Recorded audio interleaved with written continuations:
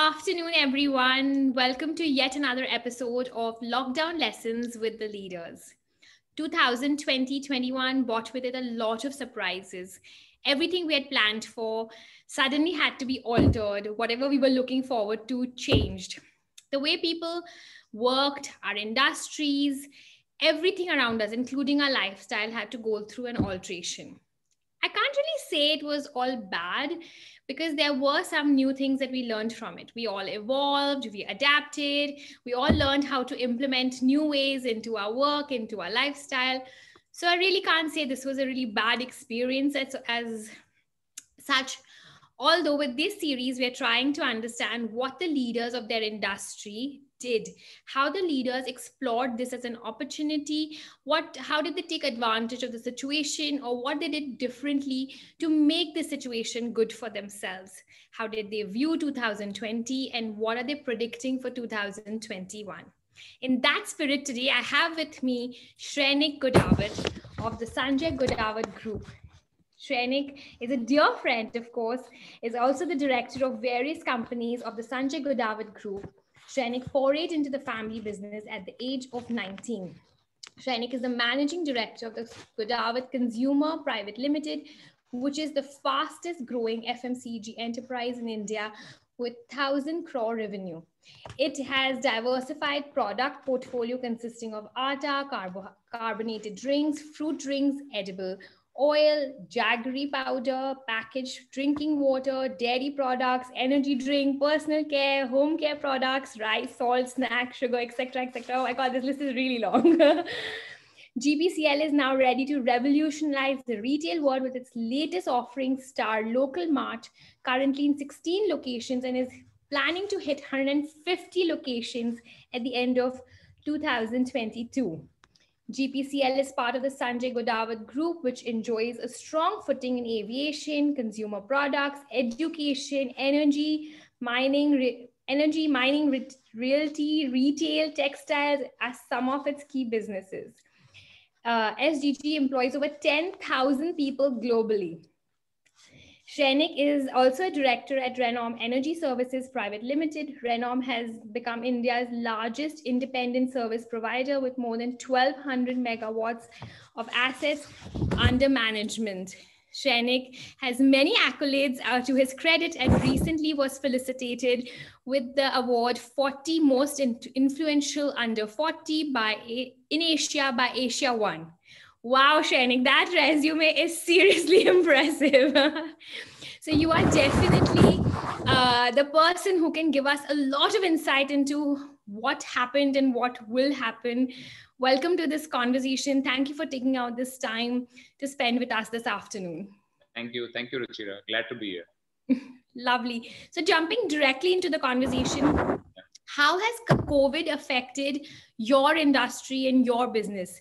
And we'll focus this conversation on the FMCG side because I'm very curious about what happened with that industry. Yeah. So I think, COVID was something which happened very sudden to everybody. We were hearing about it in bits and pieces that something was happening around the world. But, when it actually hit us, that's when we realized the implications of it. And before we could understand, we went into a sudden lockdown. There was no thought process of planning. People were sitting with huge tons of inventory in terms of the raw material and, the finished goods. And suddenly, we were left blank, hanging in to figure out, what was to be done. So initially it was, it was very overwhelming for all of us as well. And when we actually sat down together, so fortunately, we've got a very strong team, which we've been able to build, and they all understand the vision, purpose, and, objective with which we are fighting. And this is how, we could all sit together, compose ourselves, in these uncertain times. We started identifying the areas where we could, focus on and, immediately start cutting down on cost and how we could preserve the capital or, start preserving the available resources with us. So, it was absolute panic at the beginning, but then eventually, once we started understanding FMCG or the consumer business was the first to bounce back as well, Yeah. And, we've seen it in the history that I think, it used to be roti, kapda, makan. But in today's day and age, it is a roti which is always going to be a consistent factor, but it is now getting replaced with internet and with technology very drastically. So keeping on those ecosystem and those ethos, we continued to reinvest back a little bit of money that we had in enforcing our capacities, in becoming more lighter in terms of manufacturing capabilities. So these are the kind of things that we did. First was to preserve the resources, and then second was to deploy them in the best possible way. That we felt that once the post-COVID world came up, and which we see today, our demand today has risen almost probably 30 to 40% more than what we saw pre-COVID. Wow. Yeah. Okay. That's fantastic. So then, were there any specific challenges that the FMCG industry had to face, or Yeah. it was just a temporary pause in their cycle of affairs? So, there was a split between the FMCG industry. Generally, what we do is we categorize the FMCG industry into three parts. One is the staples, which is your household agro commodities that you buy. I think that industry largely was unfazed by the overall pandemic, because if I had 100 rupees today, if pre-COVID we used to spend 30 rupees on ration, but in the COVID time, out of 180 rupees was spent on ration, because you were not going out, you were not meeting anybody, you were not spending on travel. So the only thing that people were doing is either making their houses proper, or investing into the food grains or the ration. So that Becoming way, lockdown chefs, totally. I know in my house, everybody became a lockdown chef. We were only consuming food and making food all the time. yeah. So I think thanks to people like you who turned out and became chefs, and started consuming more and more of these products. So we saw a categorical shift in the agro commodity business, in bakery products, in a lot of household home consumption stories. So that part was pretty unfazed, but a very drastic impact happened on the impulse category of product. So when I say impulse, these are the products where customers go to the store, they impulsively see the product and they feel like buying. Now, because the stores were shut, and a large part of our business is also dependent on that. So about 20 to 25% of our revenues come from these impulse category products. So that had a sudden shutdown, and that is where, like, imagine we were, in the midst of the season. Beverages seasons typically start from February to June. And exactly in middle of the season, when we were carrying almost, X amount of inventory and X amount of raw material, we were put into a sudden lockdown. And these are all low shelf life products. So that was the biggest concern that we had. And somehow we were able to talk to the distribution channel. We were able to do a lot of distribution through the NGOs. So we thought that rather than letting the products expire and throw it away, might as well give it to people at the need of the time. So we utilized all of these things, and somewhere the blessings of all of the things that happened during these times helped us bounce back even faster. So, like I said, there was a huge mix in terms of the challenges that we had. In one place, we were not able to supply the product because the demand was so high. And in the other place, we just didn't know what to do with the raw material or the finished goods that we had. But were you like ready to service the market? I think everything moved online primarily, except the local kirana shops, which were very easily accessible to people. Yeah. Which also in the beginning saw a lot of queues, long queues, you had a lot of waiting periods. So people moved online and stuff. Was your group ready for such a transition? So fortunately, Ruchira, 95% of my sales comes from rural India. So in the first lockdown as well, and even in the second lockdown, of course, now there were issues where the second wave has hit the rural areas much more, but we were much better prepared because of the first lockdown. And in the first lockdown, if you see, majority of the impact was seen in the larger cities. So we were eventually, almost unfazed with the overall distribution, because be it Kolhapur or be it the southern part of Maharashtra or northern part of Karnataka, most of these stores were operating. Most of the Kirana stores were allowed to operate, and most of the essential and convenience stores were distributing almost all of the products. So technically, we did not see a very large impact in the first wave as such. But in the second wave, we did see an impact. But by then, we had already strategized our distribution. We had gone closer to the markets. We had ensured that most of our distributors have enough stock available. And in the areas where we felt that distributors could not service, then we also pulled out of the stock from there so that they don't get stuck and we also don't get stuck. Okay, So wonderful. the second lockdown was much better planned, I Right. felt, rather than the first lockdown, which happened very abruptly. Of course, I think none of us knew really what was happening. We were just going with the flow and figuring things out by the day. Yeah. But Shrenik, like difficult times lead us to visiting ignored corners of our company, our organization, household. Effectively, we were doing cleanup. Yeah. That might have flared up sentiments and unpleasantness at your end also when you said we did cost cutting and we went, lighter on all the stuff that we had to. Yeah. What were some of the changes and solutions that your company had to implement? So I think the biggest impact generally happens unfortunately to the R&D spends or to the new product development spends and to marketing.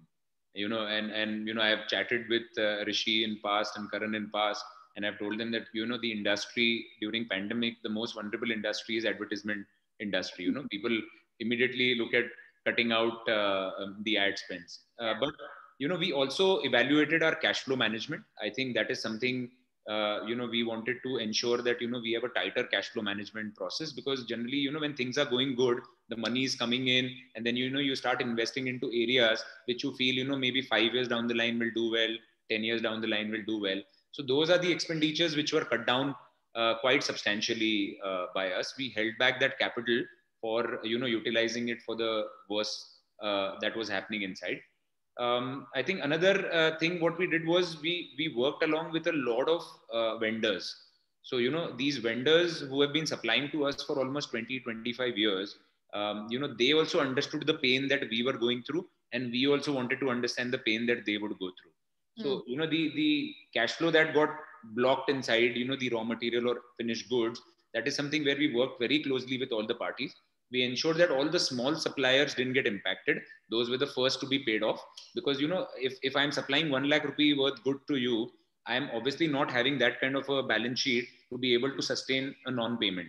So Hmm. we structured the payments out with the suppliers. We spoke to them individually, met each of the suppliers virtually, and started understanding what is their cash flow situation, how can we help in that process, and at the same time getting help from them. So these are the kind of things that we never evaluated in the past. And we said ki, aane do jane do, this was the concept that used to happen. But now that has led to a long term thought process to us in terms of how we do our cash flow management, how we focus on just in time inventory, how we have a evacuation plan, in airline we call as an evacuation plan in emergency. So I think that is something as a concept we brought it into FMCG, that at just imagine today a earthquake happened, and what happens to your people, what happens to your plant, what happens to your product, how will you continue to service the market without disrupting anything in your entire ecosystem. I think that is where a lot of our brain started working on. Wonderful. I think this is my key takeaway from this conversation already, that having a evacuation plan in life, that's amazing. I never really thought of it. I am the live by the hour person. Today is going well. Everything is nice right now. Yeah. But actually that it gives a lot of perspective, that when you plan ahead and what you will need to do and you can perceive it, Yeah. definitely it doesn't come as a very big shock. Yeah. And I thought this was such a wonderful thing to do, that considering your small suppliers versus the big ones who can take in a little more, letting them have that little bit risk appetite, but with the smaller ones you all were generous enough to sort of handhold them through this. That's a very beautiful thing that you all did. Yeah.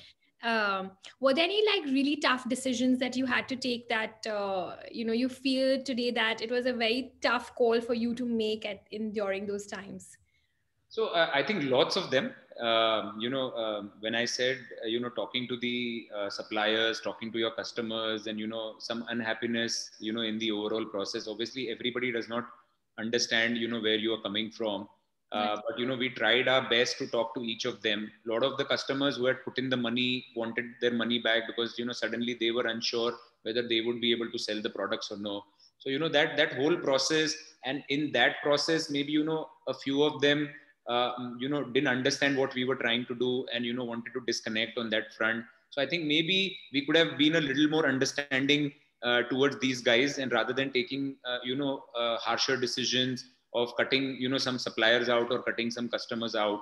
I think that's something in hindsight, I can think of very immediately, because, sometimes you need to put yourself in somebody else's shoes also and try and give them the benefit of doubt as to why they are doing that, what they are doing. Um, a few of the things on an overall group level that we did, just not at the FMCG business as such, but, we cut down a few of our non-core businesses, which were cash guzzling for us at this point of time. And, we were not able to give management bandwidth as well. I think, generally when, your group is growing, you end up creating businesses. Sometimes you feel can become big, but somehow, never take off, and they are these, the fifth seat in the car, which is just lying idle all the time. Those are the things that we went back to the drawing board and said that, do we need this particular thing at this point of time? Because if it is consuming so much capital, which can be allocated to businesses which are doing well.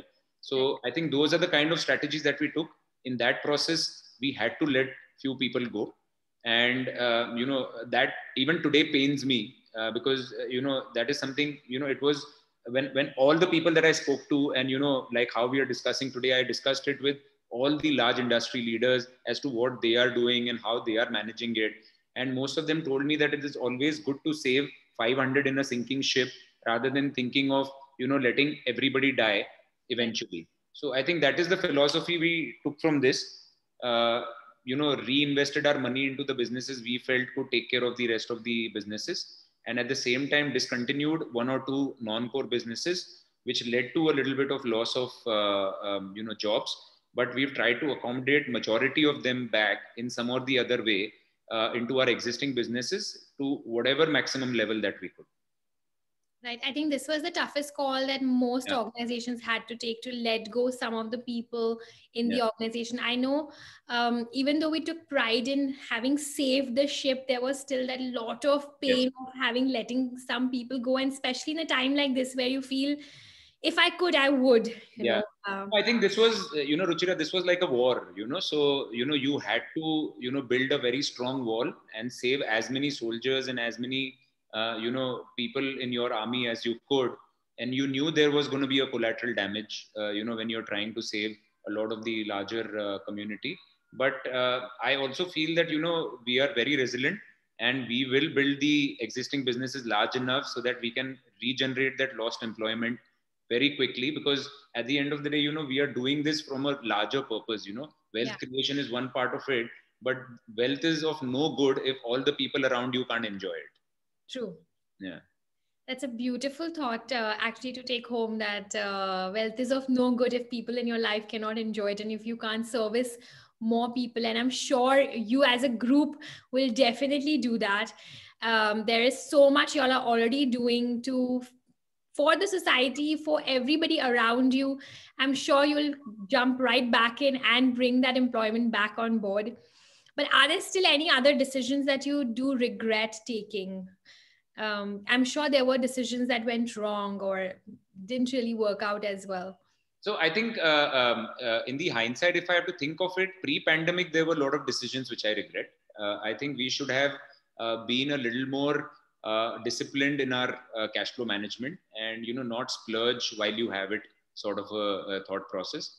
As an individual, if I make 100 rupees and if I want to spend 50, I still understand. But as a business, you need to be even more calculated, that, you need to ensure that you will have something left for the rainy day. And, things in India today are so uncertain. And not only in India, I think in most of the countries, the geopolitical environment and, everything that is happening around us in terms of nature, floods, earthquakes, all of these things, I think we as businessmen, or we as entrepreneurs, need to think about all the people who are connected with us, rather than just thinking about what I want to do or what my vision is or what my plan is.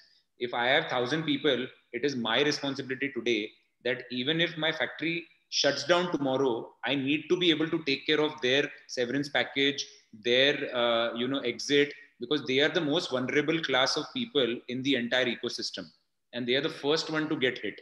So if we cannot take care of that, they will never take care of us. Hmm. That's beautiful. Yeah. Are there any decisions that you felt were delayed, that you should have been faster to act on that? So I think, like I mentioned, the cash flow thing was something which, we kept pushing it away. The other aspect was always, cost.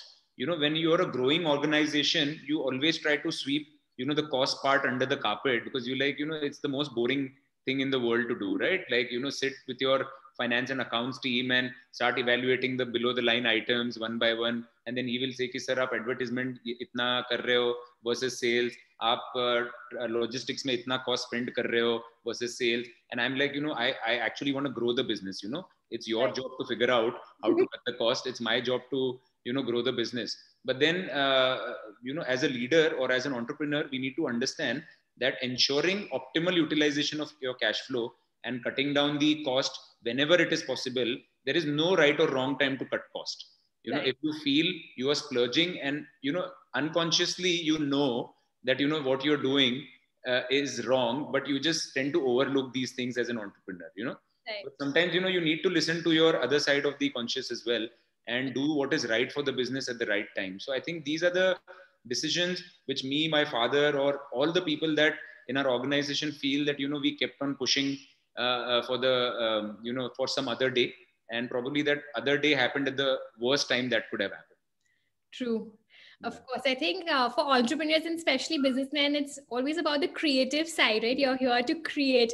I hate that accounts conversation every end of the month. They come, ye nahi hua, ho nahi hua. And I'm like, this is not my job. I'm really here to just do the work. But if you want to be an entrepreneur, trust me, every hat in your organization you need to be able to wear. And people say that कि ये तो क्या, ये तो businessman है, इसको क्या difficulty होगी life में. But trust me on this, I have run businesses which my father built. I've created new businesses. It's a 365 days job, 24/7 job. There are no holidays, there are no vacations. I feel sometimes, I'm like the most underpaid manager in my entire organization for doing what I'm doing. I will agree, because that's how I've seen my father, my father-in-law, my husband, all of us work. Yeah. It's limitless, definitely. And also because you're shouldering the responsibility, like you said, of so many people's homes run because of you. Yeah. So definitely the liability and the responsibilities doubled. Yeah. So I'm already hearing this in the conversation, but I want you to highlight for our listeners, what are some of the decisions you're truly proud of that as a group, as an individual, you took in this time? I think the most important decision that we took was to focus on what was right for the entire organization and not be emotional about it. So, in business, you have a very thin line. It's a Chinese wall between emotion and practicality. And I think as entrepreneurs, when, times are tough, we need to be very, very practical, rather emotional about the things that we are doing. If you have 100 rupees, you need to be 100% sure that you're allocating them for the best use and save a little more for the uncertainty to come henceforth. Another thing that we did very well was to raise as much capital as we could during these times, because these times, are, something that we did not think about or, we hadn't planned for. So whatever sources of capital were available for us, we raised all that capital, be it in form of debt, be it in form of recovery through sale of some non-core assets or whatever it is. But we strengthen our balance sheets in these times to be able to ensure that, if a third wave happened or a second wave happened or, even a fourth wave happens, in future, we will be well poised that we don't have to, cut more jobs or, shut down any more businesses at that point of time. And, the best takeaway for me from this entire exercises was that if, something that doesn't kill you makes you stronger. Definitely. So, we all survived this pandemic. I'm sure we will survive the wave to come forth as well. But as a group or as a business person or as an entrepreneur, I think ensuring that your resources are put to the best use is the biggest takeaway that I learned out of it. And, to value your family. I mean, nothing like it. Of course. And now we have a story to tell our children over and over again. जब pandemic हुआ था तब हमने ये किया था. We weren't there through the Spanish flu or, the Great Depressions. But I think we've got, probably the biggest story the mankind has to hear. Maybe I hope it is for generations to come and they don't have to hear it again. Definitely. And now in our house, there's this very big debate about whether work from home is a culture that is here to stay. I know MNCs have their viewpoint, and traditionally, family run businesses have a different lookout. What is your lookout? What is the lookout of your company? Do you think this is a solution you all are looking for? So I think this is something like online education. This is something which is going to coexist, and whether we like it or not, whether the real estate guys like me or not, this is this is something which we have we have fast forwarded ourselves maybe 10 years or 15 years down the line, and I feel that there is a good mix of work from home. There are certain jobs which we feel which can be made to continuously be done from work from home, and there are certain things which require a physical presence. I am a firm believer that we need to meet. I'm a social animal, so I need to meet people. I need to gauge how they are resonating or responding to my responses. So I don't believe in work from home concept. I take all the opportunity to call my people to the office as much as I can, of course following all the protocols and everything that we have to do. But nothing like meeting in person and discussing. I'm sure we would have had 10 more things to talk about if this was happening in person. But we have to make use of whatever is the best available technology today with us. Work from home has also brought another angle that a lot of costs which were inherent to businesses today can be cut down to a very large extent. We had rental costs, we had travel costs. People had to leave at 7 o'clock in the morning for the 9 o'clock jobs in the traffic. All of these things can be avoided where people can use their time in more efficient and prolonged manner. But at the same time, I feel it cannot be replaced with physical work or actually meeting people and bonding and creating these great stories that we've heard in the past. Definitely. And I think that's our viewpoint as well as a family, that this collaboration is actually what brings result versus just mechanically doing the work. There's a lot of joy in actually sitting together, ideating, debating.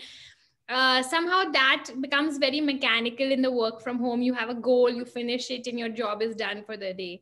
I think that's where even we as a family come from, for sure. And Ruchira, one aspect to think about is we are still privileged. We've got our own houses, our own rooms, and stuff like that. But Sure. majority of the working class people, or the office going people, live in 2 bedroom houses or 1 bedroom houses or 1.5 BHKs, where the child is also at home, the wife is also working from home, the husband is also working from home. It's a chaos, for them as well. And I feel bad, sometimes I do a lot of interviews, or I have a lot of my employees who are working from home, and I see their kids running around and stuff like that. And people have actually taken their kids' room to do their work from home and stuff like that. So it's sort of unfortunate for that entire generation as well, True. to grow up like this or to lose out these good years of their life. So I feel going back to offices, children going back to school, there's nothing which will give me more joy than this.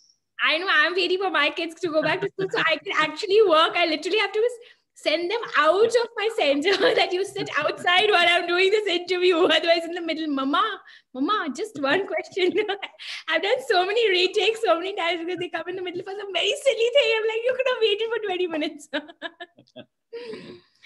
So, Shrenik, in all of the situation, the person who really needed to stand by the organization, the body that really needed to stand by each one of us was the government. Yeah.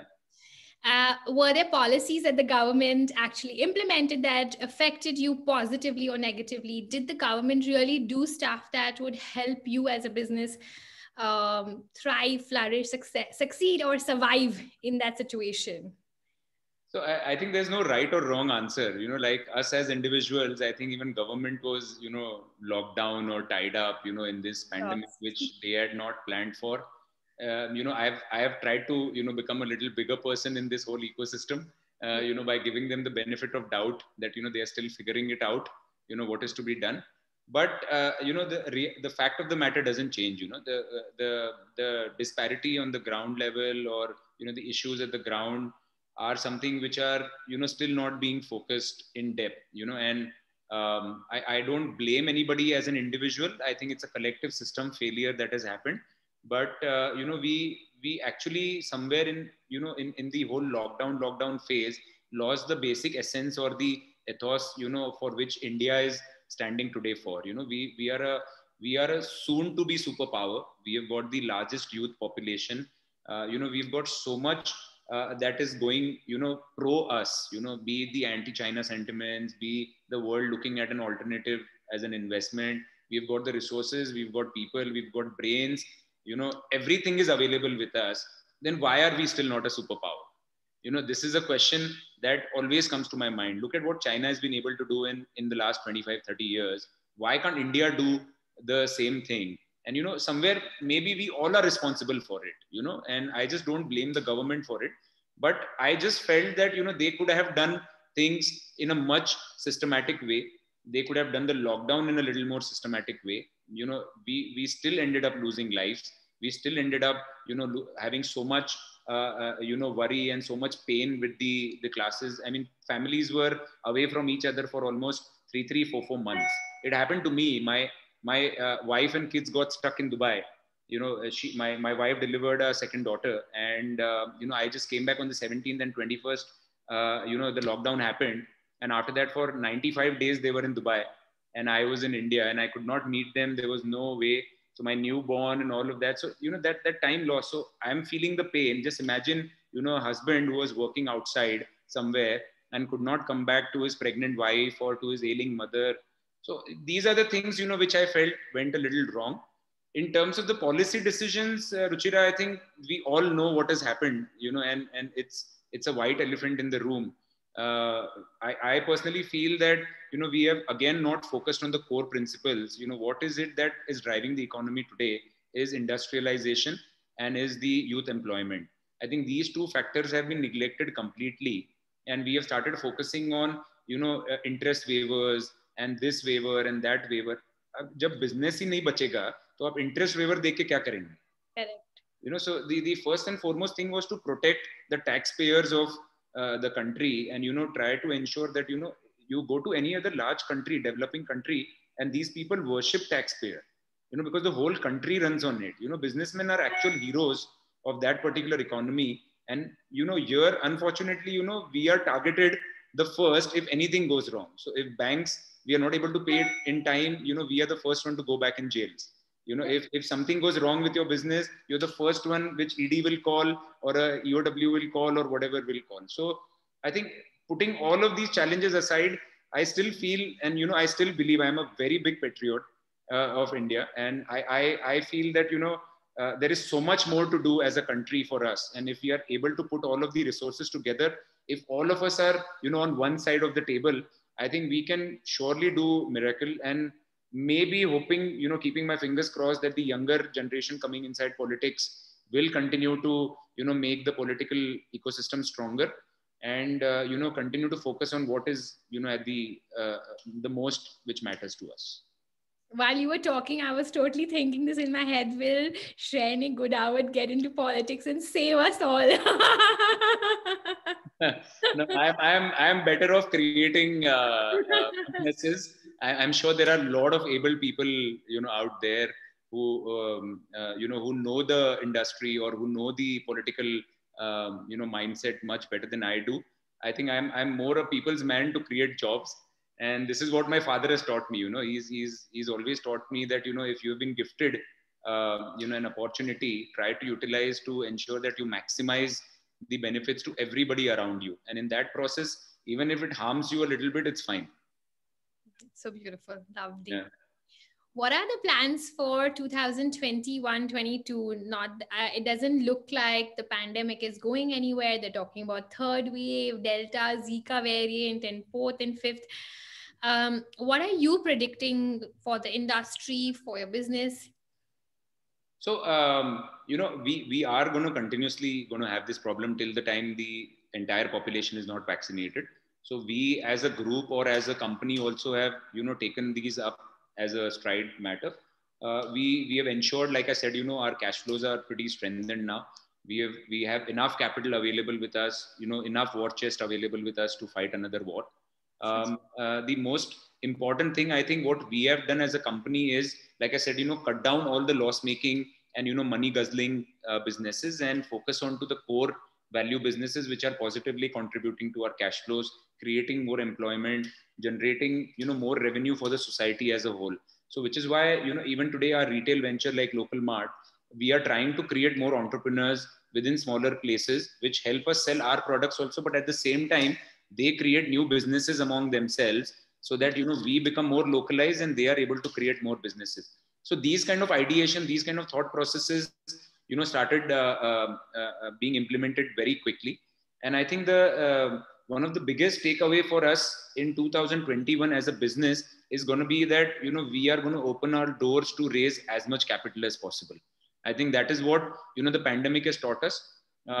It doesn't matter if you're a 100% owner of $100 million company. I would rather be a 80% owner of $1 billion company. So I think that is one thought process which has led to, us opening our doors. Till date, we have only been, privately funded or, self-funded or, through banks. But now we are opening our doors to get in some private equity in few of our businesses, even look at possible, public options of raising capital. So, these are good times for the entire economy to raise capital, because there's enough available where people are looking at good businesses to invest into. Sure. One question from the employee front that I had was, so much has happened for each individual, right? Like COVID happened to the family, job losses, loss of revenue, salary cuts. I don't know if you guys had to do that. There were some of us who had to do salary cuts for some period of time. There was a sense of low morale in companies, right? Like for the employees. Yeah. Did you do anything to keep the morale boosted or up and high? What were there any like employee policies that you all came up with during this time? I think, there's a very clear thought process in our mind, and, we always have believed in the one captain theory. So, although we have multiple leaders in our businesses, but we have always, showcased my father or the chairman of the group as a captain of the group. And we have ensured at all point of times during the COVID period, he kept sending videos to the employees. He kept, directly communicating with employees. We had a lot of Zoom calls that we did with a lot of senior management across India and even outside India, people who are working for us. And we kept reassuring them, as a human being, our biggest trait is that, when you are reassured that you can do it, or, everything will be okay. I think that is something that we want to hear, even though we did not know what is going to happen, but we couldn't put up the face of being confused or, being depressed or, being worried about, what will happen the next day when I wake up in the morning. I think this is something that, my father told me, at no point of time when you wake up in the morning till the time you sleep, anybody should ever know that you are worried, you are tensed, or, you have some problem going on, because you will have a game face that you need to put up every day you go back into the office.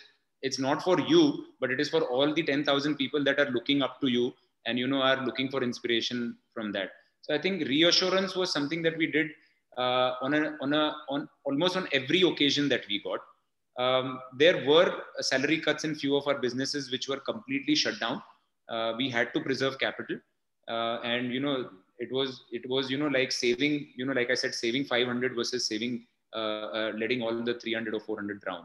So we did all of that. But when things became fine, we also reassured them that every penny would be paid back without any salary cuts being done. And in our airline, we were able to do it, where during the lockdown, we had to cut down almost 30 to 40% of the salaries of everybody who was paid 50,000 and over.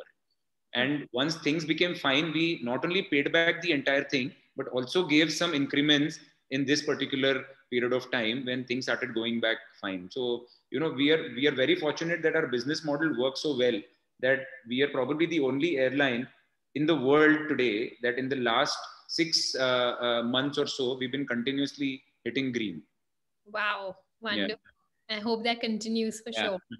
Yeah. So it's not all about work for sure, right? Any personal realizations during this time? Oh, wow. A lot of them. Like I said, in the first lockdown, being away from, my wife and kids just made me realize that, how little time I was spending with them, and, how I was just busy, chasing what I want to do. And that's something that, made me give a second and fourth Saturday off across all our offices, Wow. from there on, to start spending a little more time with your family.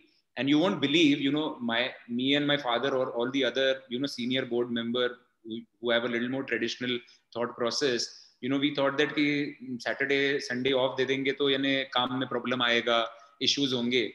But, our people are coming to work with far more vigor now, thinking that, company has started to think more about them, their families. We've included everybody in a health and term life insurance plan now. We only had a health or mediclaim policy, but we have also now ensured that, we extend the term life policy to the immediate dependents of the family as well. So we started realizing that what does an employee who's coming to your organization want, and, how we can satisfy that entire thing. And similar thing we did at home also. Why am I eventually doing this? It's to make my family happy. And just imagine, in the process of creating this, if I'm making them unhappy, what's the point of doing all of this at the end of the day? So I think the second and fourth Saturday worked really well.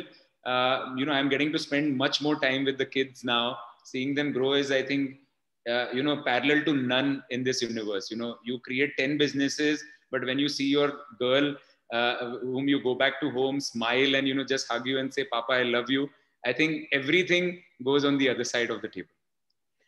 Wow, I completely agree with you. I myself am a workaholic, but realizing that time off and being around family and home has been actually the most valuable lesson learned in this pandemic. In fact, now I think I have this sort of laziness, a cloud of laziness on my head, where I feel like, do I really want to go back? This is okay. Can I just stay a little bit longer? You're not being lazy. You're investing in your family. So I will still call it as an investment as a businessman. Wonderful, wonderful. With so many beautiful perspectives about saving the men during the war, saving the ship versus saving a few lives, with focus on employees versus on ourselves. Actually, this is not here. We're not creating a company just for wealth. We're actually creating a company to spread joy, spread employment, and as much opportunity into the society as we can. And so many more beautiful takeaways from this conversation. I am really feeling energized and motivated. In fact, I think I need to start one more project. Thank you, Shrenik. Now, when you start a project, always think of, money is one part of it, which will eventually come. But now this is something which we have started putting up as a thing, that how much social impact can we create by starting any new project or investment.